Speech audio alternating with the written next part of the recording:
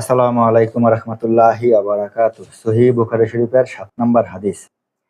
হযরত আব্দুল্লাহ ইবনে উতবাতা ইবনে মাসউদ হতে বর্ণিত, ইবনে আব্বাস রাদিয়াল্লাহু তাআলা বলেন, আবু সুফিয়ান ইবনে হরব তার কাছে বর্ণনা করেছেন, রোমান সম্রাট হেরাকল তাকে ওই সময়ে ডেকে পাঠান যখন তিনি কুরাইশ ব্যবসায়ীদের দলপতি হিসেবে ব্যবসার উদ্দেশ্যে শাম দেশে গিয়েছিলেন।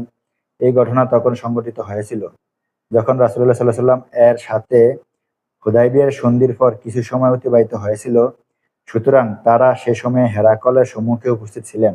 সে সময় হেরাকল ইলিয়া বর্তমান বাইতুল মাকদাসে উপস্থিত ছিলেন।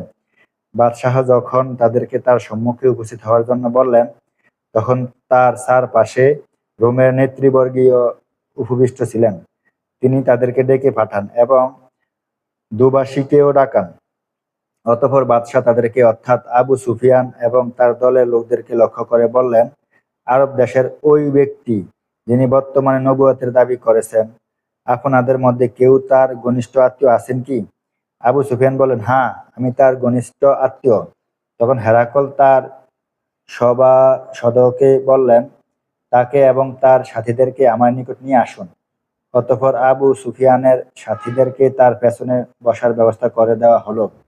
তারপর সম্রাট তার দুবাসীকে নির্দেশ দিলেন, আপনি তাদেরকে বলুন, আমি আবু সুফিয়ানকে নবুয়তের দাবিদার ব্যক্তি সম্পর্কে কিছু জিজ্ঞাসাবাদ করব। যদি তিনি সে সম্পর্কে মিথ্যা কিছু বলেন, সঙ্গীরা যেন তার মিথ্যাটুকু আমাকে ধরিয়ে দেন। অতঃপর আবু সুফিয়ান মুসলমান অবস্থায় বলেন, আল্লাহর শপথ, সঙ্গীগণ কর্তৃক মিথ্যাবাদী প্রমাণিত হওয়ার লজ্জা আমাকে বাধা প্রদান না করলে আমি রোম সম্রাটের নিকট তখন রাসূলুল্লাহ সাল্লাল্লাহু আলাইহি ওয়াসাল্লাম এর বিরুদ্ধে অবশ্যই মিথ্যা বলতাম। রোম সম্রাট হেরাকল ও আবু সুফিয়ানের মধ্যকার কথোপকথন। আবু সুফিয়ান বলেন, সর্বপ্রথম তিনি আমাকে যে প্রশ্ন করেন তা হলো, হেরাকল, আপনাদের মধ্যে ওই লোকটির জন্ম কিরূপ বংশে? আবু সুফিয়ান, আমি বললাম, তিনি আমাদের মধ্যে উচ্চ মর্যাদা সম্পন্ন সম্ভ্রান্ত বংশে জন্মগ্রহণ করেছেন। হেরাকল, আপনাদের মধ্যে তার পূর্বে অন্য কেউ এরূপ নবুয়তের দাবি করেছেন কিনা? আবু সুফিয়ান, আমি বললাম, না, ইতিপূর্বে আর কেউ নবুয়তের দাবি করেনি। হেরাকল, তার পূর্বপুরুষদের মধ্যে কেউ রাজা বাদশাহ ছিল কিনা? আবু সুফিয়ান, আমি বললাম, না। হেরাকল, তার অনুসারীদের মধ্যে ধনাঢ্য ব্যক্তিগণ বেশি না গরিব জনসাধারণ? আবু সুফিয়ান, আমি বললাম, গরিব জনসাধারণ। হেরাকল, তাদের সংখ্যা দিন দিন বাড়ছে না কমছে? আবু সুফিয়ান, আমি বললাম, দিন দিন তাদের সংখ্যা বাড়ছে। হেরাকল, কেউ তার ধর্মে দীক্ষিত হওয়ার পর এই ধর্মের দোষ ত্রুটি দেখে পরিত্যাগ করে কি না? আবু সুফিয়ান, আমি বললাম, না। হেরাকল, এই লোকটি বর্তমানে যা বলেছে, আপনারা কি তার পূর্বে কখনো তার প্রতি মিথ্যাবাদিতার অভিযোগ করেছেন? আবু সুফিয়ান, আমি বললাম, না। হেরাকল, তিনি কি ইতিপূর্বে কখনো ওয়াদা ভঙ্গ করেছেন? আবু সুফিয়ান, আমি বললাম, না। তবে সম্প্রতি আমরা তার সাথে একটি সন্ধি চুক্তিতে আবদ্ধ হয়েছি। জানি না তিনি এ ব্যাপারে কি করেন। আবু সুফিয়ান বললেন, এই প্রসঙ্গে তার বিরুদ্ধে এর বেশি বলার সাহস আমার ছিল না। হেরাকল, আপনারা কি তার সাথে কোনো যুদ্ধ করেছিলেন? আবু সুফিয়ান বললাম, আমি বললাম, হ্যাঁ।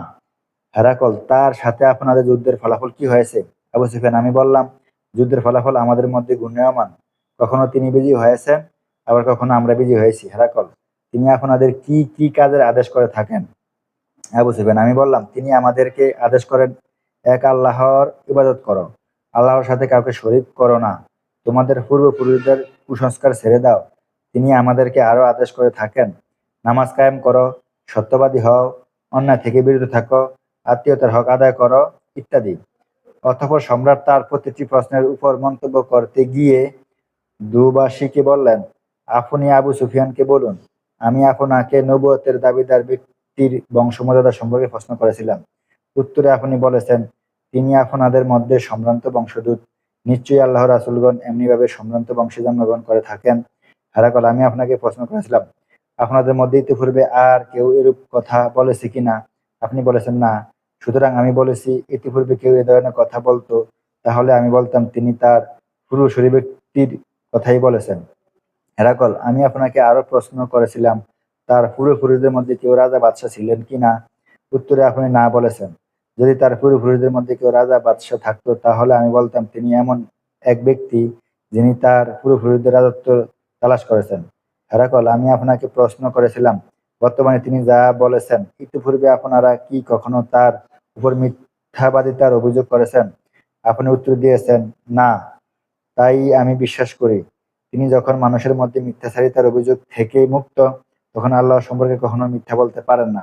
হেরাকল, আমি আপনাকে জিজ্ঞেস করেছিলাম, সম্মানিত ধনাঢ্য ব্যক্তিগণ না গরিব জনসাধারণ তার অনুসারী হয়ে থাকেন?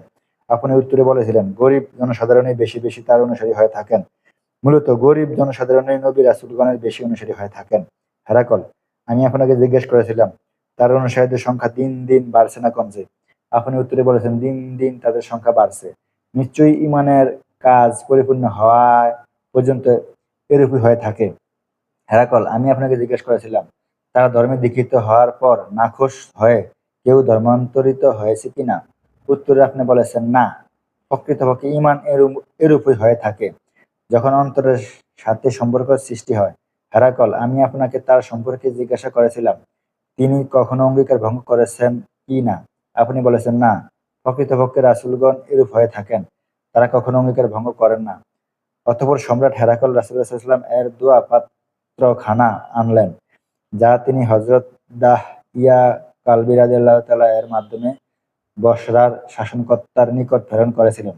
অতঃপর বসরার শাসনকর্তা উক্ত পত্রখানা সম্রাট হেরাকলের কাছে প্রদান করেন। সম্রাট উক্ত পত্রখানা পাঠ করেন। রাসূলুল্লাহ সাল্লাল্লাহু আলাইহি ওয়াসাল্লাম এর পত্রের বঙ্গানুবাদ। বিসমিল্লাহির রহমানির রহিম। পরম দাতা দয়ালু আল্লাহর নামে আরম্ভ করেছি। এই পত্র আল্লাহর বান্দা ও তার রাসূল সাল্লাল্লাহু আলাইহি ওয়াসাল্লাম এর পক্ষ হতে রোম সম্রাট হেরাকলের প্রতি। যে হেদায়েতের অনুসরণ করবে তার প্রতি শান্তি বর্ষিত হোক। আমি আপনাকে ইসলামের প্রতি আহ্বান জানাচ্ছি। যদি ইসলাম গ্রহণ করেন তাহলে নিরাপদে থাকবেন। এর পুরস্কার স্বরূপ আল্লাহ আপনাকে দ্বিগুণ প্রতিদান দিবেন। আর যদি আপনি ইসলাম হতে পৃষ্ঠ প্রদর্শন করেন তাহলে প্রজাদের সকলের অপরাধে আপনার উপর অর্পিত হবে, অর্থাৎ আপনি সকলের পাপের ভাগী হবেন।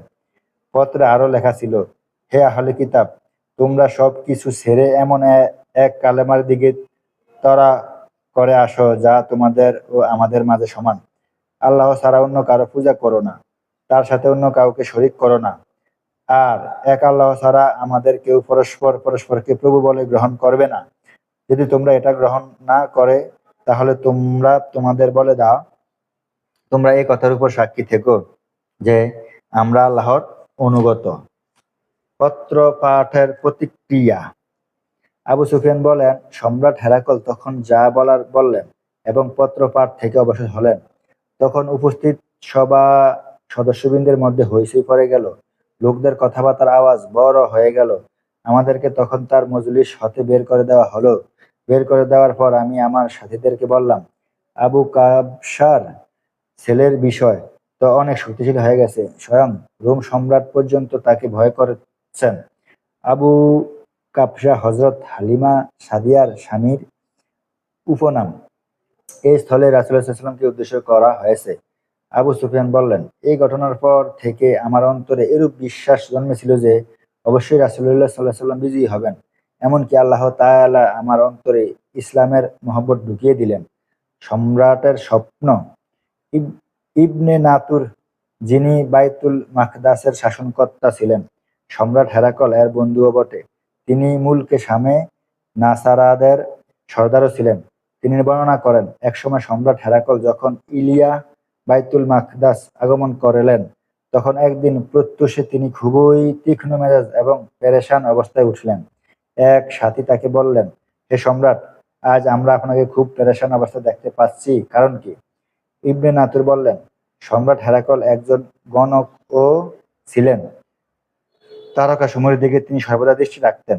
উত্তরে সম্রাট বললেন, আমি আজ রাতে যখন তারকাসমূহের দিকে তাকালাম তখন দেখতে পেলাম খৎনাকারীদের বাদশাহ জয়যুক্ত হয়েছেন। তোমরা বলো তো, এ জমানায় কারো খৎনা করে থাকে? উত্তরে তার সাথীগণ বললেন, বর্তমান জামানায় ইহুদিগণই তো খৎনা করে থাকে।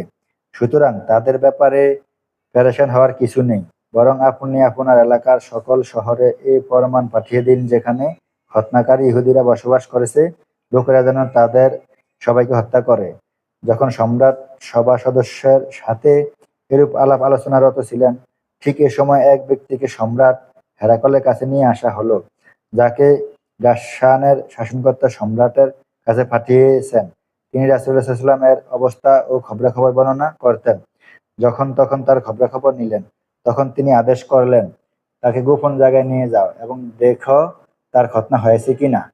অতঃপর লোকেরা তাকে পরীক্ষা-নিরীক্ষা করার পর বলল, হ্যাঁ, তার খতনা করা হয়েছে। অতঃপর তাকে আরবদের সম্পর্কে জিজ্ঞাসাবাদ করা হলো। সে বলল, আরবরা খতনা করে থাকে। তখন সম্রাট হেরাকল বললেন, ওই ব্যক্তিই হলো এ দলের বাদশাহ, যিনি বর্তমানে আবির্ভূত হয়েছেন। অতঃপর সম্রাট হেরাকল এই ঘটনা তার এক বন্ধুর কাছে লিখে পাঠান, যিনি জ্ঞান বিজ্ঞানে তার সমকক্ষ ছিলেন। তারপর সম্রাট হেমসে চলে গেলেন। হেমসে থাকা অবস্থায় তার বন্ধুর পক্ষ হতে পত্রের জবাব এসে পৌঁছে। রাসূলুল্লাহ সাল্লাল্লাহু আলাইহি ওয়াসাল্লাম এর আবির্ভাব সম্পর্কে সম্রাট হেরাকলের যে ধারণা ছিল, তার বন্ধুর অভিমত তদ্রূপই ব্যক্ত করা হলো যে, তিনি প্রকৃতপক্ষে নবী হিসেবে প্রেরিত হয়েছেন।